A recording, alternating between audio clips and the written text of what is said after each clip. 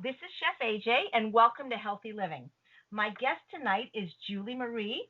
She's the creator of the Protective Diet, the creative director and recipe developer of ProtectiveDiet.com, director and educator at Protective Diet ED or Protective Diet Ed, television chef on Health, local cooking instructor for Humana, public speaker, 30-day whole food detox and taste bud reprogramming, host of the Protective Diet Mind and Body Retreat. Her creation of the Protective Diet has guided thousands of students to reverse disease and reach their ideal body weight. Julie specializes in eliminating obesity and food addictions with her innovative original oil, sugar, nut, and additive-free recipes, along with PD Ed. PD Ed is a live, interactive weekly webcast to make adopting this diet and lifestyle affordable, rewarding, and sustainable. I was going to say obtainable, but it's obtainable as well. So I met Julie in October because I was introduced to her by our mutual friend, Jimmy Glacken. I was scheduled to speak at the Chicago Veg Fest, and Jimmy said, "You're not going to want to stay at a hotel." What he meant by that is those of you that know me know that I follow not just a vegan diet, but a whole food plant-based diet, which means I don't eat any oil or sugar because they're not whole foods. In addition, I'm gluten-free, so I don't eat any bread or flour, and I don't eat salt, and I don't eat nuts. He says, "You're going to love this lady's food. She eats just like you." So I had never met her before. We had talked on the phone. It was very gracious of her to open up her home to a total stranger like that. And I got in on a Friday night about 4 hours late because Obama was in LA. And when the president is at LAX, they shut the airport down for about 4 hours to give him what's called dedicated airspace. So I didn't get to her home till almost midnight. And she had a veritable feast waiting for me. One of her famous recipes, this Mexican pizza, absolutely delicious. I wake up for breakfast. She had spinach and potatoes Florentine, 2 pies, which she calls breakfast pies, apple and cherry. She packed my lunch from the Veg Fest, a summer corn salad with lots of greens with 2 kinds of homemade salsa. For dinner, she made her enchilada soup. The next day, we repeated the whole thing all over again, but for dinner, we had one of her, what is now one of my favorite of all her recipes, the roastless pot roast. And I got to tell you, the food was delicious. And not only was delicious, I felt great eating it because the longer you eat clean, you get more sensitive when you don't eat clean if things sneak in like oil or sugar, salt. But I felt so good after eating her food, and I went home and I told everybody about it because even though she does have a subscription website, you can still get 123 absolutely delicious free recipes at her website, ProtectiveDiet.com, just by signing up. And some of her free recipes are some of my very favorite ones. For example, her not yo cheese sauce is probably the best faux cheese sauce I ever tasted, and it's so easy because it's made with canned pumpkin. That's one of the options, which I always have. You don't have to cook anything. And like I said, her roastless pot roast is so good. I actually made it for my Thanksgiving dinner. So thank you so much for being on the Oh, call, wow. Julie.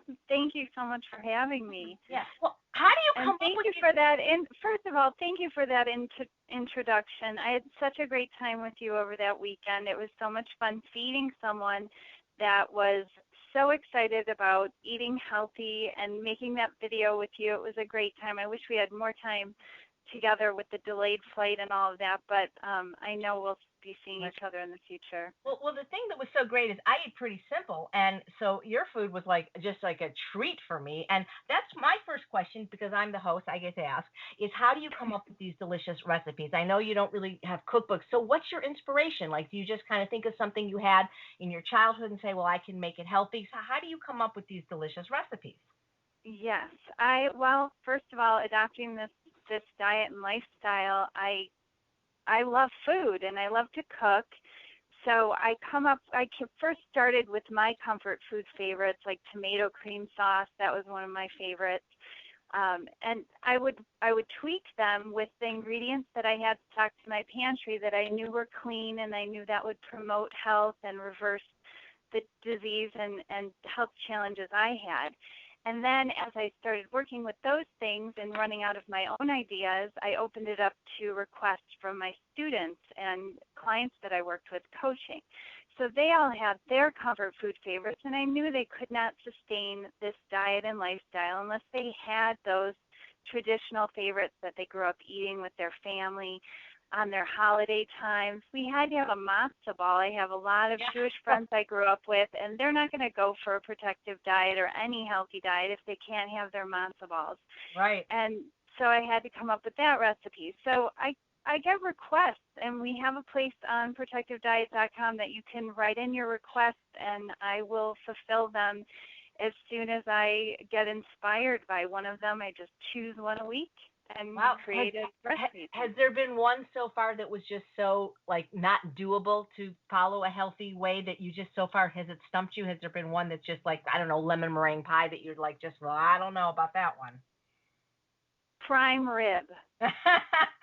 I still have not perfected that one because I don't use any of those textured proteins and things like that. So that's a little bit of a challenge, but if I can get potatoes and carrots to taste like pot roast, I'm not saying I won't be able to do it, because there's a future ahead of me and a lot of kitchen time because I love creating recipes. So I might be able to do it.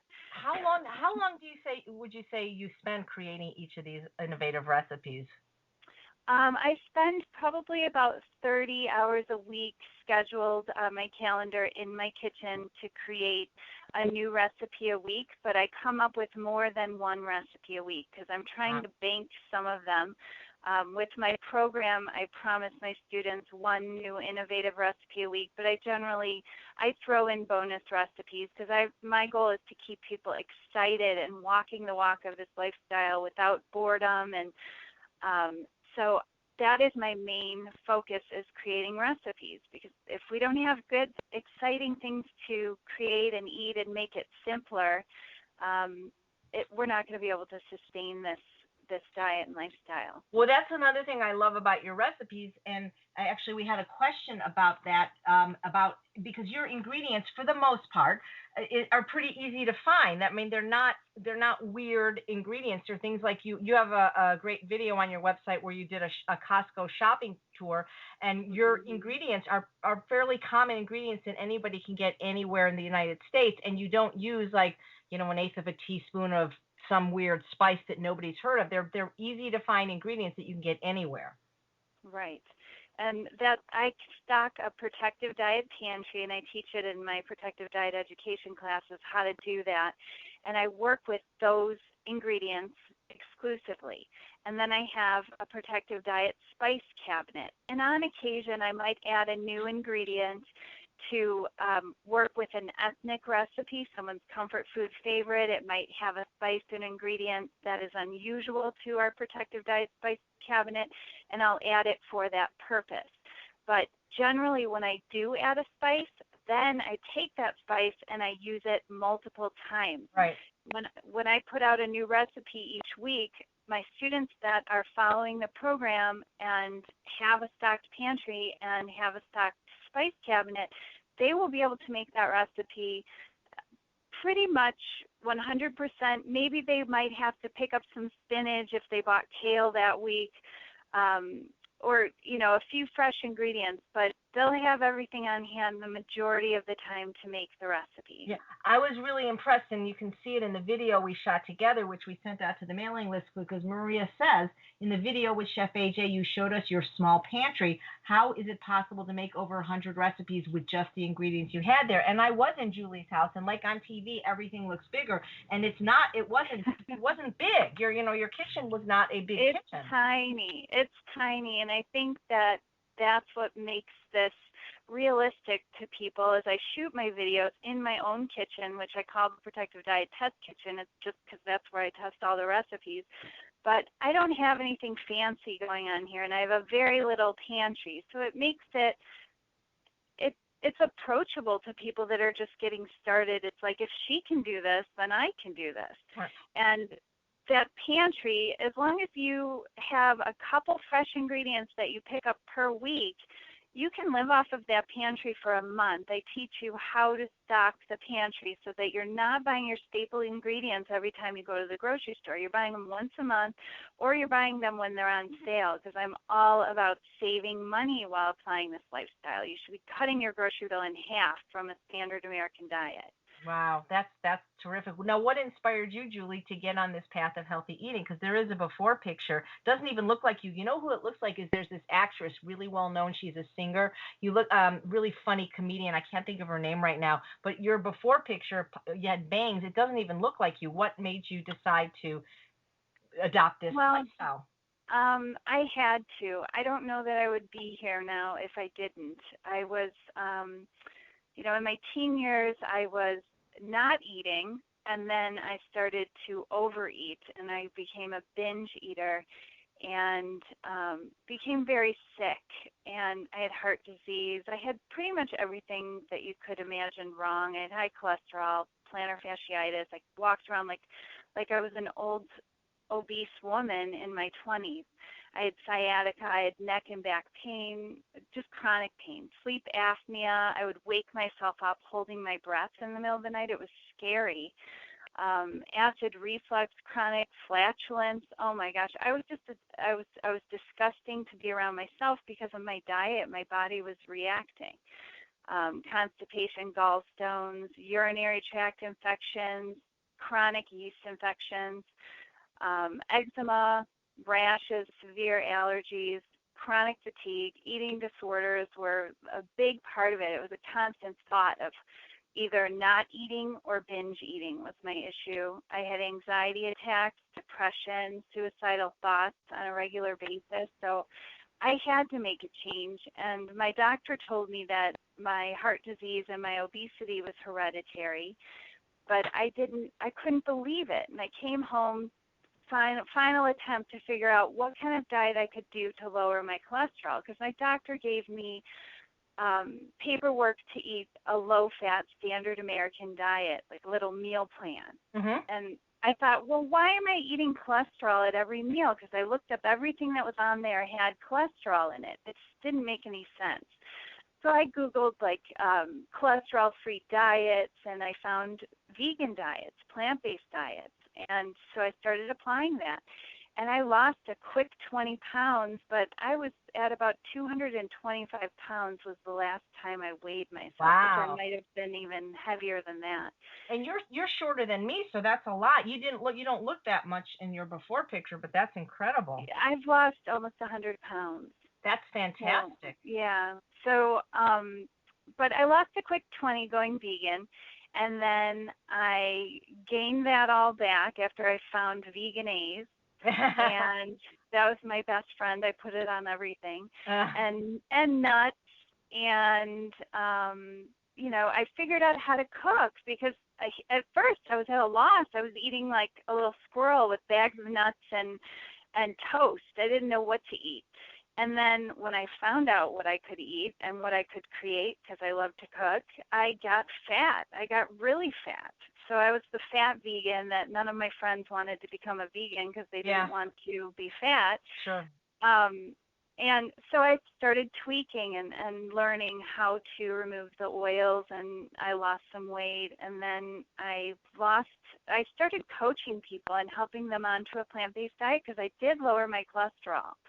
I got it way down, and that was healthy, but I was still obese and not in good shape. So at 40 years old, my best friend died of a heart attack in the middle of the night, and that was my biggest wake-up call. At the time, I was managing a website that I developed called Plant Purity, and I hosted this resource, how to adopt an oil-free plant-based diet, and had all free recipes on there, and used that as a coaching tool. So people that I worked with, that was their resource for recipes that I knew were clean and going to get them to reverse heart disease. Well, here, my best friend died right before me, and I couldn't even assist her. I wasn't serious enough with my approach. I let people kind of tweak their program to suit their needs. And I was doing the same thing myself. So when that happened, it really changed my approach, and I got very serious, and I changed the name to Protective Diet. It wasn't this cutesy plant purity thing anymore. This was life or death. Mm. So I did that, and I took the eCornell course. Jerry, my husband, and I both did that, and learned quite a bit how to be confident applying this oil-free, whole foods, plant-based diet for everyone, no matter what their age, from infancy to their senior years, during pregnancy, during nursing, how this was ideal for human health. So that's when I started tweaking my recipes and writing recipes only using ingredients that would promote health. Hmm. Well, you're one of the few people that really gets the no sugar and the no nut thing from me. I mean, that's what I like about your recipes because, I mean, there are people that can have nuts, but for those of us that have had weight problems, they're not our friend. Well, thank you. I've been criticized for a number of years not eating nuts, and I couldn't have them because of my weight. And when I work with someone that's type 1 or type 2 diabetic, I cannot get their sugars regulated with the nuts in their diet. So, and look at Dr. Esselstyn. If you have high cholesterol and you can't get those numbers down, his advice to me was, are they still eating nuts? You're right. So I took the nuts out of their diet, and their cholesterol numbers came down under the 150 marker, making them heart attack proof. So why do nuts belong in our diet if they're causing disease in some people? It can't have a positive effect in some people because we're all human. We're all designed the same way. It's just like oil breaks down our endothelium. Oil makes us fat. The fat we eat is the fat we wear. Right. Thanks, Dr. McDougall. It's like no one person is not different than the other. They might be able to metabolize the nuts. They might not be chronic overeaters and obsessed with food like I was.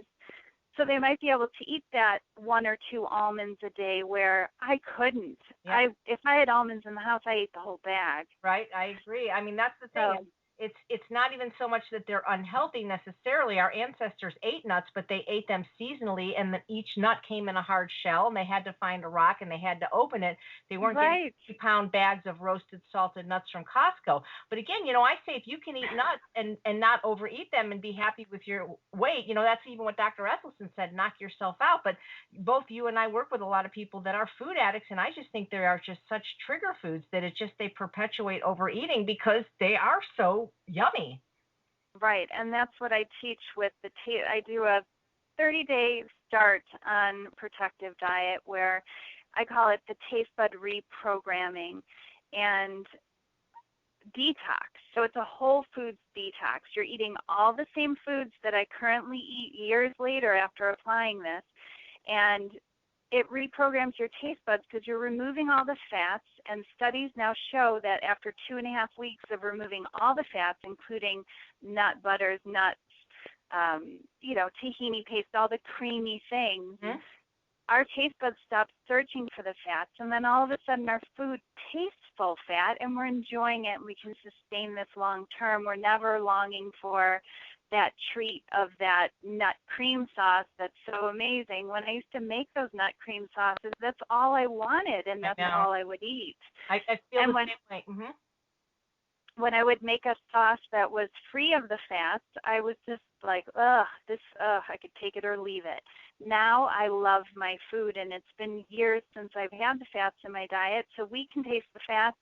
I say we, Jerry and I, and a lot of my students that have been following long term, we can taste the fats in brown rice.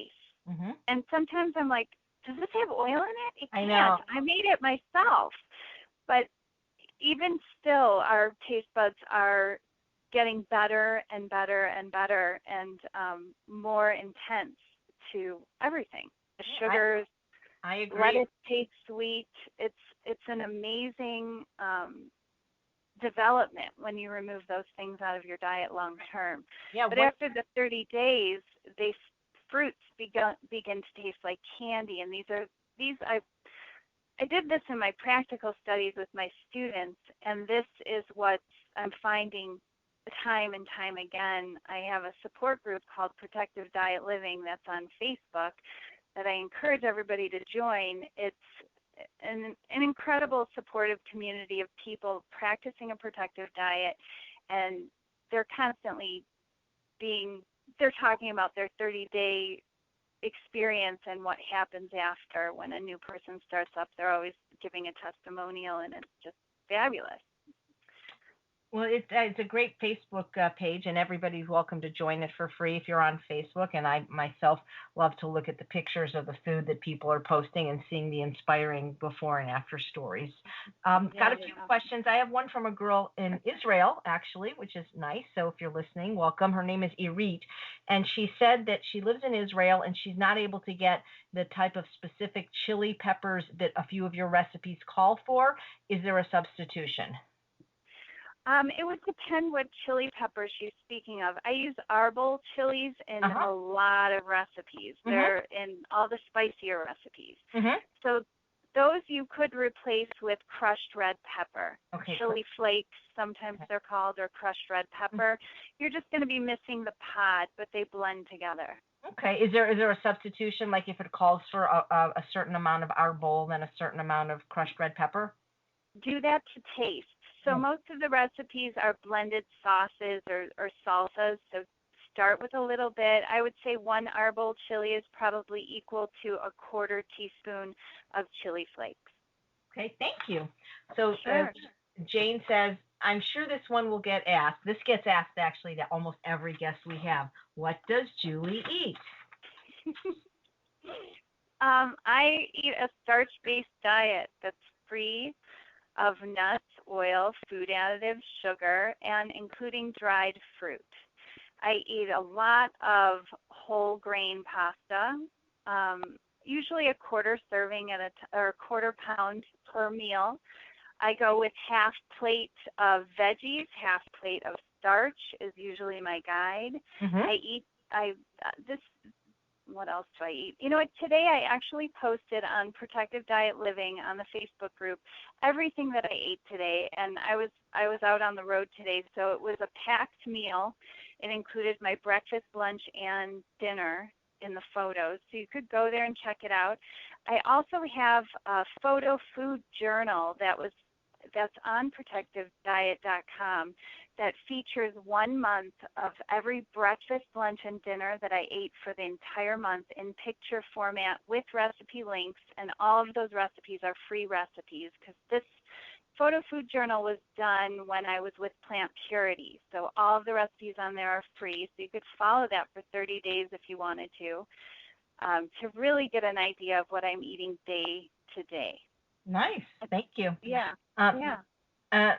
Mary Louise says that she noticed a lot of your recipes use erythritol. She's allergic to corn, so can't have it. What else can she use as a sweetener? I'm curious. I'm wondering if Mary's in PDED because not a lot of my recipes use erythritol. The recipes that use erythritol are premium recipes. There's a few sauces that use them. If she's allergic to erythritol, I would avoid those recipes, or just she could replace it with stevia or just skip the sweetener altogether, depending on the recipe.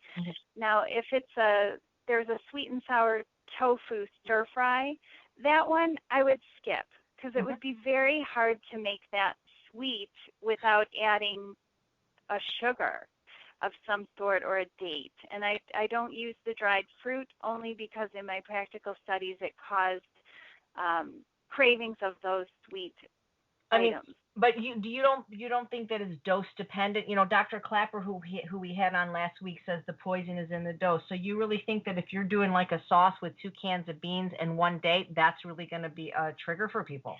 The challenge is those dates are in your house, and I'm working with a lot of people that can't stop eating, and I want to get them off the physical addiction of sugar. A date, if you blend it down, it's sugar, just like a tablespoon of sugar would be. So there's no real difference for the effects of it on our taste buds. Now, with the erythritol, I use it in the smallest amounts in the recipes. There aren't really any sweet recipes on protectivediet.com. I use them to cut the bitterness in a cacao recipe, because if you're just using straight up cacao, it's not going to be edible in a brownie unless you're adding a date or you're adding a sugar or the erythritol. Now, with the erythritol, I do not crave it. I don't even, after long-term practice, those sweet dessert style recipes that are on protectivediet.com aren't even used. Right. The Well, majority of people, they get into the savory recipes and they don't, dessert? I don't eat dessert anymore. It's funny that you said that because if you read my book or if you know anything about me, I was a sugar addict for 43 years. And now it's like I would rather eat more rice or more potatoes. And today I actually they have these apples in season now called Jana Golds, and I love them. And I bought one and I'm like, oh, this is like too sweet. It's like, why are they making fruit so sweet now? I almost couldn't eat it. So you're right, but it takes time and it takes abstinence from these super sweet things, especially these sugars for that neuroadaptation to occur. So one of the questions, and I get this a lot too, how do you stop emotional eating and binge eating? Great question. Well, after one of my students gets through the first 30 days, 100% on plan, they are totally not addicted to any food anymore. There's no food cravings. There's no physical food addiction. There's no caffeine addiction. We're over all withdrawals of all those foods. So then we're able to address emotional eating and binge eating. So if they are overeating food, it is not due to the food ingredients. It's due to emotional stuff. So we address in the PDI classes, I cover a lot of this. We address, are you eating for hunger reasons, or are you procrastinating, or are you avoiding just relationships in your house? That's your alone time to eat in front of the TV. There's so many different reasons, and we go through all of those. We do a lot of writing exercises when you feel like you need to eat again even though you're full, or you're just bored looking around in the kitchen for something to do. You're already through the detox, so the food additives are not calling you back into the kitchen. The sugar's not calling you back into the kitchen, so we address the emotional reason why you're using food to soothe yourself, and we get to the bottom of it. Well, can you please expound on specifically what you mean by food additives? Food additives, oh yeah, that's a big part of Protective Diet. We've removed all the food additives. There's a great video if anyone wants to check it out. If you put it into YouTube, it's called Tweaking Tastes and Creating Cravings, and it was from CBS News 60 Minutes like 3 years ago. I saw this video, and it featured how food is flavored, and it's a multi-billion-dollar industry of scientists creating out of nature taste. It's causing you to want more. Their goal is food addiction. So it even states this in the video, and it's one of the largest companies that makes food additives, and food flavors. So some of the common names that we look for in foods, and I don't use any processed foods on a Protective Diet, so when I'm talking about food additives, they're still in foods like mustard or condiments that we might be using that are sugar-free, so we think this is appropriate, we can use mustard, or they might be in soy sauce. We use tamari to take the place of soy sauce because soy sauce always contains food additives. But some of the common names, they're in diced tomatoes, things like that we wouldn't think twice about. So what are the common names we need to look for? Because, if people just didn't buy any packaged food, like I say in unprocessed, if you just eat whole food found in nature, fruits, vegetables, whole grains, and legumes, there's no way you're getting food additives. Right, but then we still supplement some canned foods or packaged foods that we think are whole foods. They're canned tomatoes, or they're cans of beans, or they're spice mixes to make our whole foods more exciting. And they could be spice mixes that you just think, well, it's a seasoning mix. It's salt-free. This has got to be okay. So these are some of the names I want you guys to write down. Natural flavor, or the word flavor. What that means is part of it is from nature, and the rest is chemically based. And they put this in your food purposely. Natural flavor is one of the most common ones in sauces. It's in all your soda pops. It's in LaCroix sparkling water. If people drink that, they are addicted to it. When I go to their house and I do a cabinet clean out, we do these jump starts. They have cases of it. And I'm like, this is sparkling water. You can't give this up. They're like, no. And that's how I have that confirmation that that natural flavor hooks you. So spices is another popular one. And anytime you see an ingredient list that lists, say, turmeric, oregano, it lists actual individual spices, and then at the end of it, it'll say spices. Sometimes it'll say organic spices. That's a code word for an MSG-like ingredient that causes you to taste that food out of nature. It tastes so much better than the other condiment on the shelf or whatever product you're buying, seasoning mix. Another word would be textured. Anytime you see that on an ingredient list, that's not an ingredient. Mm-hmm. Descriptive names on ingredient lists are almost always food additives. Ingredient lists only contain ingredients. So if there's a word that you can't identify as an actual ingredient in food, it's a food additive. Yeah, that's so interesting because that's the one thing I never, because I always drink. I don't want to say I always drank LaCroix because I didn't drink it until somebody offered me one. But that's something that I just didn't know, and I never drank it very often. But it's good to know because I never really looked for those things, especially when they were things without calories. Right. Well, when you're a food addict and you're working with food addicts and trying to help them address that they're eating because they're truly hungry, not because a chemical in their food is causing them to eat and be addicted to the food, we've got to cut these things out of the diet. Well, I wouldn't put anything past the processed food industry. I'll tell you that. Oh yeah, and if you want to see, there's hundreds of MSG studies and their effects on the body on a site called msgtruth.org.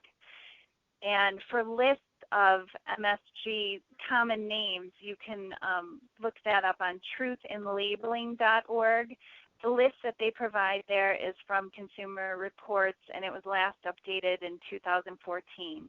Wow. Everything you need to write down, I'm writing down, and that's very helpful. Good. Another. I just want to give you a couple more to look out for is the word protein. That is not a food ingredient. Tell me what protein is. I don't know. Exactly. It's not a protein powder. It's just the word protein or hydrolyzed protein, textured protein. This is a food additive. Yeast extract, that's a food additive. So those are just some of the common ones. But in class, in PDL, I go through all of them, and we're always on the lookout for them. In PDL, we're always posting labels saying, what is this? And we look it up. So that eliminating that out of the diet, along with the fats and the nuts and the sugars, there's nothing pulling me back in the kitchen after dinner. I used to eat dinner healthy, I thought, plant-based diet, and I was off the oils, but I was still back in the kitchen looking for something, and the last thing I cut out of my diet was food additives. And when I did it, I dropped 20 pounds. I quit my gym. I don't have to work out to maintain my weight anymore, and I was 20 pounds heavier, taking 6 to 7 spin classes a week in order to zip my pants that were 2 sizes bigger. Wow. So I'm free of overeating because of food addiction, physical food addiction. You almost have to be like a sleuth or an investigative journalist because this is stuff that's, that blogger named Food Babe? I mean, she does similar kind of things where, so you just looked into this yourself because you found you were having a reaction when you ate some of these things, right? You know as well, you know so much about this because you eat such a clean diet. When you eat such a clean diet, your interest is, how do I make it even better? How can I perfect it even more? Why am I still overeating? What's going on here? I've worked on the emotional stuff, but something's still pulling me back in the kitchen. Right. I'm no longer eating in front of my TV, but yet I'm going back in the kitchen looking for something, and I'm perfectly full and satisfied. So that's when I started picking apart my food, and Jerry and I took grocery bags and totes, and we filled them with everything in the cabinet that had an ingredient in it that we couldn't identify as a food. And I lined them up on the wall and left them there for about 3 months we practiced this. And I dropped weight and I felt incredible. And I stopped eating when I was full. And I was done. I went about my business. I lived my life. I didn't have this constant thought of food pressing on me all day long. Like I used to have thoughts of what can I eat next? What can I eat? And now I don't think about food until I'm really, truly hungry. I think we're two peas in a pod there. And I also think, Julie, that the cleaner you eat, the more sensitive you are to these hidden ingredients. Like, oh yeah, because I had an experience in every August or September we go to Big Bear on our family vacation, and I go to Wright. And so very often after dinner I'll have nothing. I don't eat dessert, or if I do, it's usually fruit. But every now and then we'll make, it's sort of like your banana frosty, but you basically put some plant milk and a banana in the Vitamix. It's like banana ice cream. And so we have this all the time, and usually I make it with maybe a half a cup of non-dairy milk and like 2 frozen bananas, and my husband and we split that, and it's good, fine. Well, we were in Big Bear, and I wasn't shopping at Whole Foods or Trader Joe's, and so usually I make the plant milk myself. So I told Charles to just buy some unsweetened almond milk, and I didn't really look at the package, because if you ever buy I believe it's Blue Diamond almond milk, they have this little circle, and one of it's 30 calories, but one of it's 120, or the difference is the sugar, But I wasn't looking at the package, so I had made the banana ice cream with the almond milk he bought, and I didn't look because I figured he knows what we have, and we had the ice cream, and usually I have it, and it's very good, and then I brush my teeth, and I had it, and I'm like, oh my God, this is so good. This is the best ice cream I ever had. I said, we have to make more. And it's like, I never make more. And then I went to make more, and I looked at the package, and sure enough, it had sugar. Now, I don't eat sugar. I haven't had sugar since July 6, 2003. And just that small amount of sugar in the equivalent of a quarter cup of almond milk was enough to set me off that I just could not stop eating. Oh, and AJ, there's other additives. All of the plant-based milks on the shelf have food additives in them. Oh, yeah. Look at the label and read those and tell me what those ingredients are. Everyone go to your pantry after we get off the phone and look at the ingredients. You'll find carrageenan. That's another one that always contains MSG. It's a thickener. It's an additive. Make your own rice milk. If you are lucky enough to have a high-speed blender, put that rice in there, put some half a cup of rice, 3 cups of water, blend it up, strain it through a paint strainer you buy at the hardware store, or a nut bag, and you have milk. Right. Or buy soy, unsweetened soy milk if you consume soy products. I consume soy products because I've read the studies on them reducing my risk of cancer on Physicians Committee for Responsible Medicine. So I include soy in my diet on a daily basis, and that's one of the ways I get it. I mix it into my sauces, my cream sauces, and things like that. But if you buy unsweetened plain soy milk, I use Trader Joe's brand in the green box, or West Soy.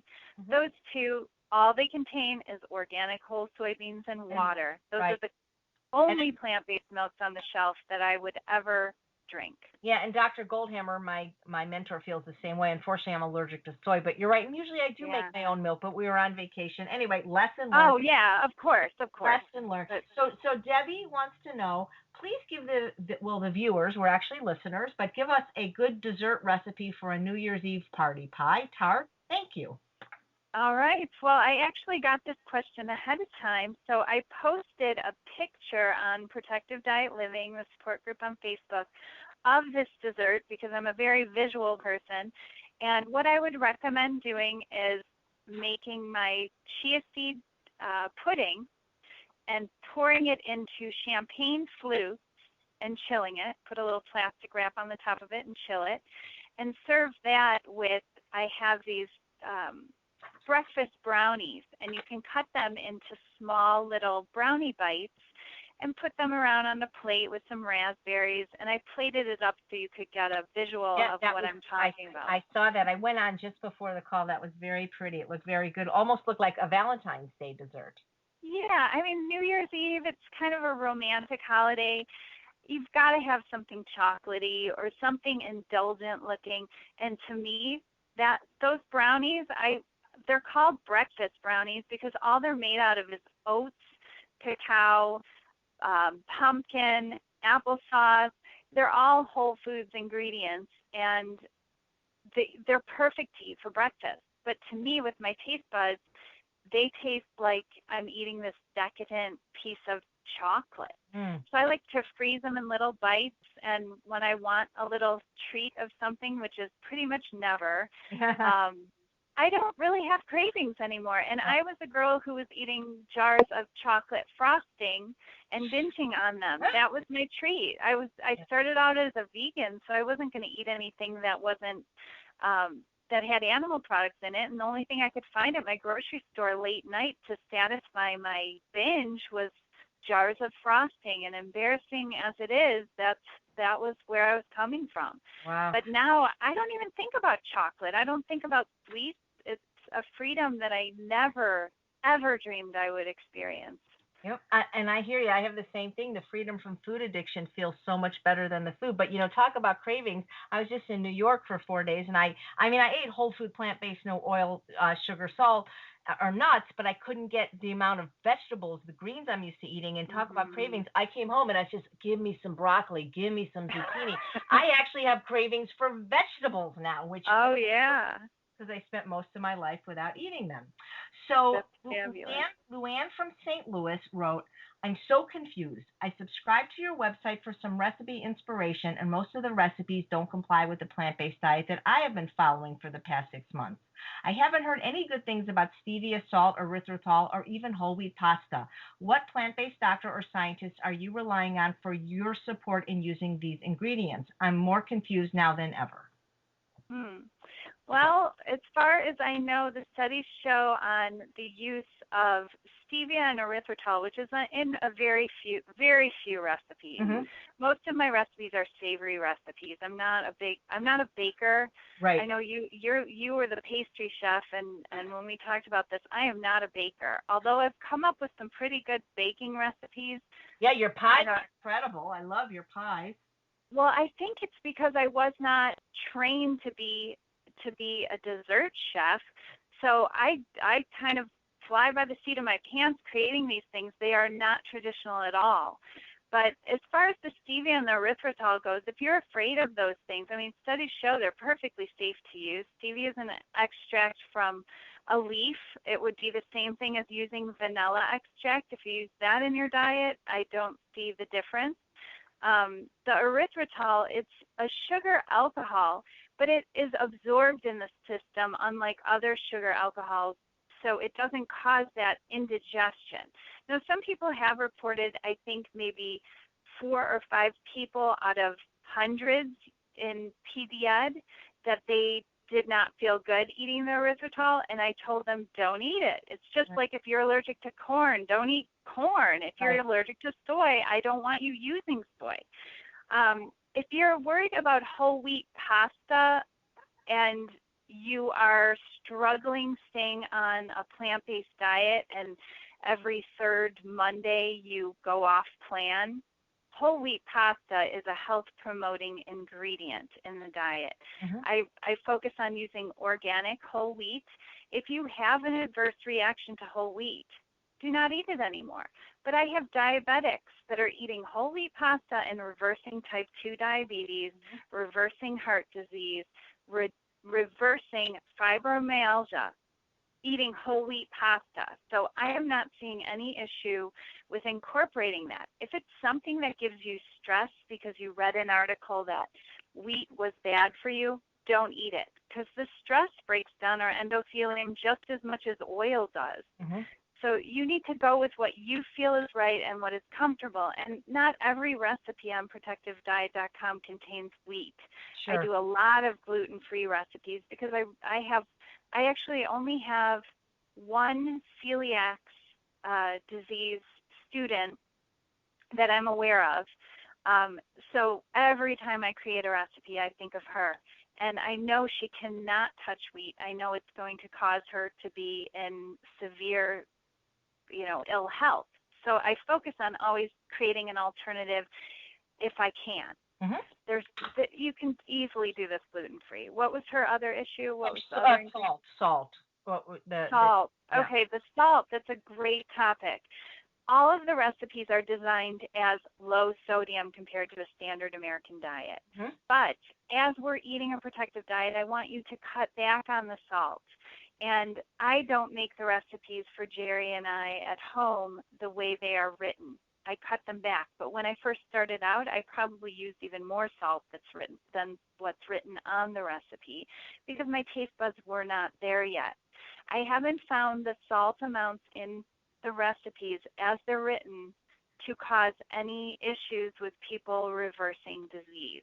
Mm-hmm. Now, as we eat this way, we're not going to like the recipes with the full amount of salt as they're written Mm-hmm. in a year, even 6 months into practicing this diet. If you're starting to cut back the salt, you can't go out to a restaurant and eat off the menu, even if it was oil-free. I can't eat the food. Yeah. I'm dying of thirst after I eat these foods. Yeah. So the same thing happens with the protective diet recipes. You'll eventually get them down where you eliminate the salt completely. Cool. Well, very good. Yeah. Actually, Margot says, because we had this Luann had mentioned stevia, and she said that her husband is a chemist and used to do some work for Sweet Leaf, who makes stevia, and she said that her husband says that stevia is actually processed with dextrose, which is sugar. So yes, that is a great question. There are some stevia products on the market that have sugar in them as well. Truvia is one of them. They actually have sugar in the packet. The only stevia that I recommend is the liquid stevia, and I use the one that is from Trader Joe's. It's actually an organic stevia product, or the Now Foods organic stevia, but I do not recommend any of the flavored stevia products. Those have food additives in them. So we're using the plain stevia. And as you've been practicing a protective diet, you're going to eliminate the stevia completely. We have a Frosty recipe. It's an imitation of the Frosty from the Wendy's fast food restaurant. It's like a really thick chocolate milkshake. You could make it just banana flavored or chocolate flavored. I don't put stevia in it. I haven't for over a year. Mm-hmm. So your taste buds listen to them and follow them. You're not going to need them after a while. And if you're not eating any sugar in your diet and you're not eating any stevia, don't start adding it. Right. Eat your foods as they are. But most of the people that I work with are coming off of a very poor diet, and they're hypercritical about a few of the ingredients that I use. And those few ingredients that I use are tools to get you on path to optimal health. If you're not going to be able to sustain this because it's not satisfying you, you're going to go back to eating the garbage that got you into this ill place.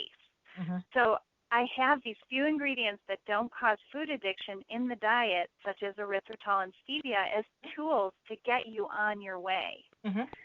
And they've been incredibly helpful for a lot of people that weren't able to stay on a plant-based diet for a week. They're on it for years. Terrific. Okay. So Irma says that I see you give webinars where people can ask things, but I live in the Netherlands, so I can never listen live. I'm guessing what you do it at night. Maybe it's a different time for her. Is it possible to mail my questions in advance? Of course. Actually, we have a student in the Netherlands. Her name's Madeline Vortman. I wonder if you know her. So we've gone global with PDEd, and that was one of the reasons why I created Protective Diet Education, because I was only able to coach people locally, and I was only able to coach people that were wealthy enough to afford to pay for my whole day's worth of work. So this way I'm able to broadcast globally, and in the Netherlands, it's our live classroom. We have a classroom that's live on Tuesday that covers a different subject every week, and you know ahead of time. There's a schedule, usually about a month or two in advance, what the subject is. She can write in the questions, because I think it's around 3 in the morning in the Netherlands when we're broadcasting on Tuesday, because Madeline's actually stayed up one of the times to join the class, and she loved the interaction with the other students. But on Saturday morning, I added it's called our live coaching hour. It's a chat. It's 6 o'clock p.m. Netherlands time.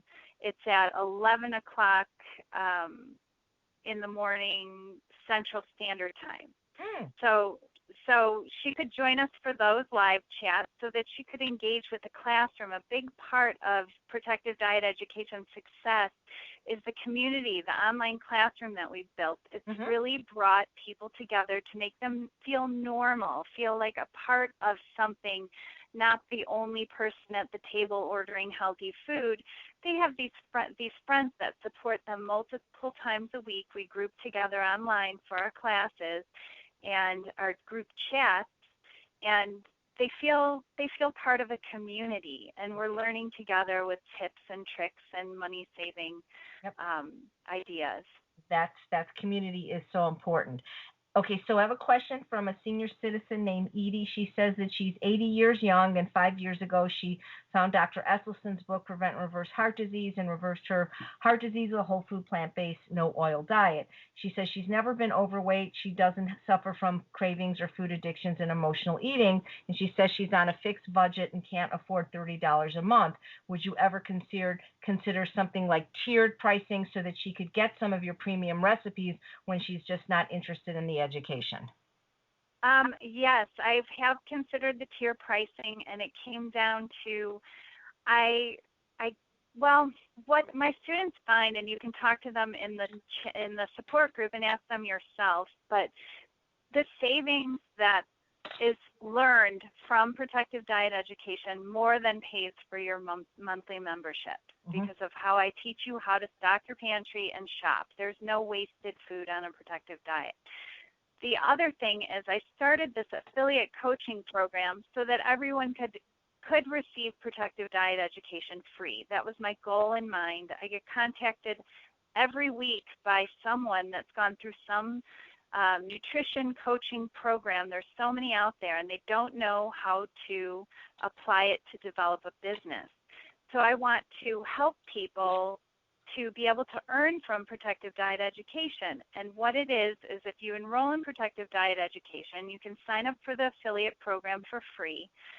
And anyone that you refer to protective diet education that becomes enrolled you earn $9.99 every month recurring that they're enrolled in the program. So say your sister or your brother says, hey, you're looking great on this Pediat. I like all the food you're making.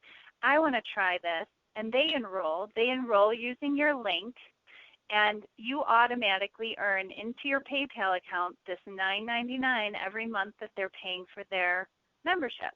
So if you have 3 friends that enroll, now your PDEd membership is free. And that's what I'm trying so hard to do, is to make this free for everyone, because we have to pay for the programming and the broadcasting, and the expense of creating all of these recipes, it gets crazy. So this is my job to do, and I want to bring coaching available to anyone globally at a low price. And $30 a month for what you're getting, the archived classes. We're on class number 60, I think, this week. Wow. So they have archived classes on subjects that are relevant to someone applying and practicing this lifestyle to reach their goals. The people that are enrolled and engaging in this community and learning from the tips that I give them, they are reaching their goals. They're successful. So $30 a month, I understand the fixed income, but I believe if you talk to the people in the group, they will share with you their savings are tremendous. Jerry and I eat a protective diet full time, and all of our meals in 1 week is averaging about $70. Wow. That is very, and most of it's organic. I teach you how to buy in bulk or over the internet. We're using the same ingredients repeatedly, so we should be getting the best price on all our staple items. And then we buy our fresh ingredients, what's on sale at the store that week. We take it home. We put it in the search box. I have spinach, and all the recipes with spinach come up. And then you go to your pantry, and you have all those staple items because you've been stocking them when they're on sale. Well, that's terrific. Will there ever be a book in your future with all this? Oh, AJ, I'm working on the book. Okay. Well, I can't wait to share the whole story in the book and have it be something that my students can give to their friends and family, because that's all they've been asking for, is a book and a cookbook that they can have. Everyone's printing up all the protective diet recipes, and I think there's hundreds of homemade protective diet binder cookbooks in people's kitchens. I go to their house and I'm looking through them going, oh my gosh, I need to write this book. Yes, you do. I really think you do. So Patty wants to know, she says she's impressed with your progress. Thank you. And she says, what is the best, fastest thing to lower triglycerides and cholesterol, and can it be done without consuming grains? I don't think a diet without grains is sustainable.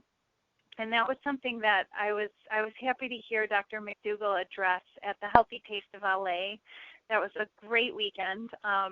He addressed that there's a lot of people trying to do these diets grain-free, and we are starchivores. We're meant to eat starches. This is what gives us energy and sustains us to get through the day, and gives our body everything it needs to function. So why would you want to remove all the grains out of your diet? I don't understand that concept. It was never suggested, I don't think, by any of our plant-based doctors that I follow. So I think the reduction of grains maybe has been suggested by some people for weight loss, but if we remove the nuts and the high-fat items out of the diet, there's no reason to reduce the starches. I eat starches until I'm full and satisfied, and I maintain my weight. I never gain weight. I'm never like doing the roller coaster anymore. My body knows what to do with brown rice and potatoes. It's so funny that you said that because, well, first of all, I mean, first of all, I have the Hasselback potatoes in the oven, so as soon as we're off the call, that's what we're having for dinner. Salsa. But I lost the majority of my weight eating just potatoes, and I was afraid to eat grains because I thought, well, okay, you can lose weight eating potatoes, but not grains because grains are fattening, right? Well, this is what I thought. And so, my good friend Miyoko Shinner, who wrote the book Artisan Vegan Cheese, said, yeah, that's why there's so many fat Asians, and they're actually eating white rice. So when I was still, and I had still already lost quite a bit of weight. I wasn't as slender as I am now, but I went to True North, and I was there. Sometimes I'm there for up to 5 weeks working, and I'm friends with Dr. Lyle, the psychologist there who co-wrote The Pleasure Trap. I said, look, I'm doing really good, but I'm afraid to eat grains. I'm afraid to eat rice because we all know that rice makes you fat. I mean, that's what I thought, just like I used to think potatoes make you fat. He said, look, I want you to do an experiment. He goes, just eat grains while you're here because they serve oats for breakfast and some kind of grain for lunch. He says, just do me a favor for a month. Just do this experiment. Eat all the grains you want. And he says, my guess is that you're either going to stay the same or at most you'll gain a couple pounds. And I'm like, okay. And I'm telling you, I just ate rice with abandon and I lost like another 5 pounds. So, you're right. It's not the starch. It's what they're putting on the starch. It's the nuts. It's the tahini. It's all the oil, all that other stuff that's sneaking in, Yeah, I have yet to meet someone that applies a protective diet 100%, which isn't a hard thing to do once you gain the foundation of understanding of what food additives are and what to remove out of the diet and what to increase in the diet. I have yet to meet someone that hasn't averaged a 10-pound a month weight loss until they reach their ideal body weight. Is that every single month, or is that every single month, or it depends how much they weigh when they start? It's pretty much it depends. Like if they only have a 5 to 10 pound weight loss overall to lose, like they're going for that last 10 to 15 pounds of vanity weight, I call it, where they're not overweight, they're in their normal range on the BMI chart. That might take a little longer. But if we're talking about someone that needs to lose 50 to 100 pounds, they're going to lose that 10 pounds a month consistently, but it falls off in chunks. So they might lose 5 pounds the first month and 10 pounds the next month, and then the next month they might lose even more. But at the end of their goal weight, when they reach their ideal body weight and we average out the amount of time they were on the plan, it will come out to 10 pounds a month until they reach their goal. Now, I did it for 4 weeks. I didn't lose a single pound. And then at the end of the 4 weeks, 10 pounds fell off of me. Yeah. And we call it BCS. It's kind of a joke we have. Oh, you have BCS, baggy clothes syndrome. You're walking through the store and then all of a sudden your pants got long and they're bagging and they're falling off you. It happens overnight. It falls off in clusters, and that is consistent with everyone that I've worked with, they've had this kind of drop off of weight. So I always tell people, stay off the scale, weigh in once a month if you have to.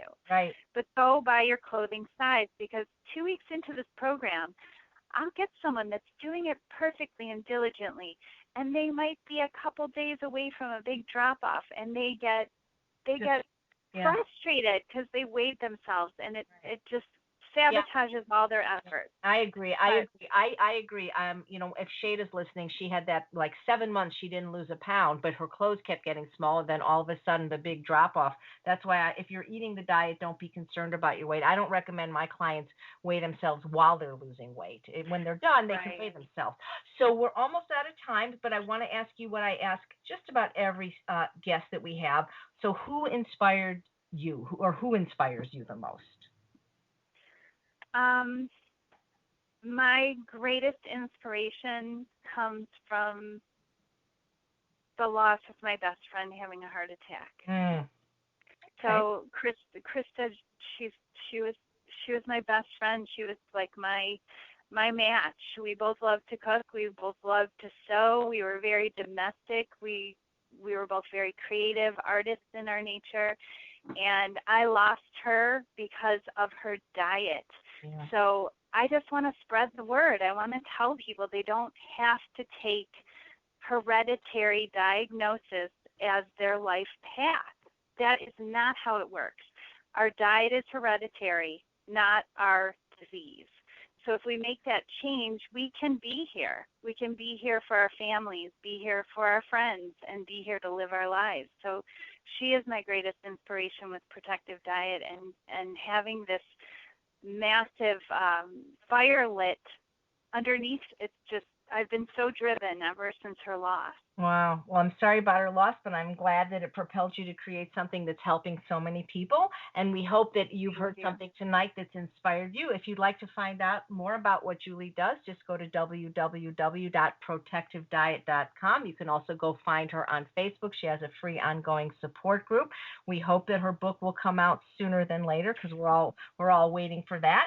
And if you want to find out more about these weekly free teleclasses, go to www.eatunprocessed.com. That way you could submit questions in advance. Next week will be the last podcast of the year. My guest is Ray Sikora. If you don't know her, she's sort of like the female John Pierre. We're going to switch gears a little bit next week. We're not going to be talking about diet so much, or health, or food. We're actually going to be talking about a subject that I need to know more about, and that is compassion.